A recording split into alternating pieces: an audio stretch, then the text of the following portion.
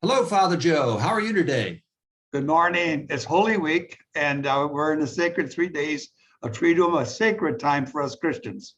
Indeed, indeed, indeed. Well, my name is Bob Warner, and I am pleased and honored to be the Vice President of the Board of Directors of Casa Esther, the Catholic Worker House in Omro, Wisconsin. And this is a part of our series of having a chat, a cup of Joe, with Father Joseph Matern, who is the founder of Casa Esther. Last week, Father Joe, we talked about roundtable discussions, one of the three pillars of the Catholic worker movement, and that was important. Another pillar is houses of hospitality. So why don't you share a few minutes about the significance of that and what Casa Esther does? Yeah, thank you, Bob. And before we get into that pillar of hospitality, I would like to refer back to our roundtable discussions, which we had since our last discussion on Good Friday morning. Several members of our Casa Esther team gathered together, and we had a roundtable discussion on the subject of Holy Week, and particularly focusing on the Passover. It was an extremely uplifting experience where we all shared together the meaning of Passover. It was very enriching, a good way to look at celebrate Good Friday and Holy Week.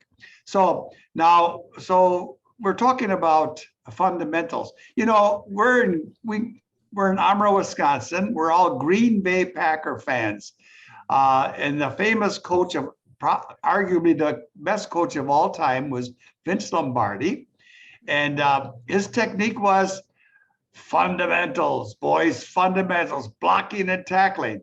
Well, Peter Morin is our Vince Lombardi, and he says fundamentals, houses of hospitality, roundtable discussions for the clarification of issues, and farming communes. So today we'd like to focus a little bit on that houses of hospitality. That is so radical to who we are, and it's not an easy matter. We have to work at it to be hospitable. One of our favorite expressions here at Casa Esther is we always say yes, and then we do what we can. So, I mean, a temptation very often is to say, well, we can't help you, gotta look someplace else. We always, if we can't do it ourselves in terms of helping out, we become a resource and refer them to someplace where they can get that help. So hospitality has to be very intentional. How do we speak to one another? What's our attitude as we talk to those who are, poor and raggedy and maybe speak a different language? Well, always to have that area of hospitality. Dorothy Day was a champion of hospitality, and people might not know this, but she, saintly as she was, she went to confession almost weekly. And her major sin was to say that, well, I treated that person gruffly. I was too tough on him or her.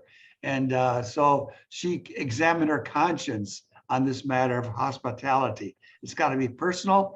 It has to be collective, and something that has to be intentional. And it's not easy. I think we have to pray about it, how to be intentional, how to be hospitable, and then put it into practice.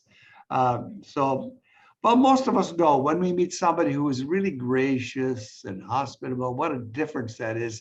They have a smile, they listen to you, they look you in the eye. Those little things are important to exercising hospitality. And of course, hospitality as a house, we welcome people, and right now we're hoping to get a family or someone to live here, right here at our little house. We have an apartment upstairs and we're fixing that up.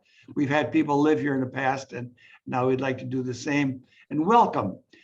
We thought, for example, of refugees, of indigenous people, of people of color, Afghanistan people, and maybe we can welcome them to be part of us, which would be an exercise in hospitality. So, all right, so that's Peter Moore and the fundamental of not blocking and tackling, but bring about houses of hospitality.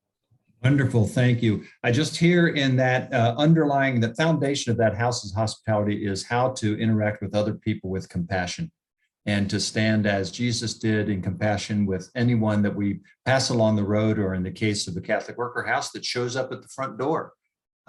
You also mentioned about referring people to other resources in the community. I want folks to know that Casa Esther has a website, www.casaester.org, and we're continuing to build that, and we'll continue to put other resources available in the Oshkosh and Omro area on that website for folks that have access to the internet. So thank you so much for chatting with us today, Father Joe, about houses of hospitality, key fundamental of the Catholic worker movement.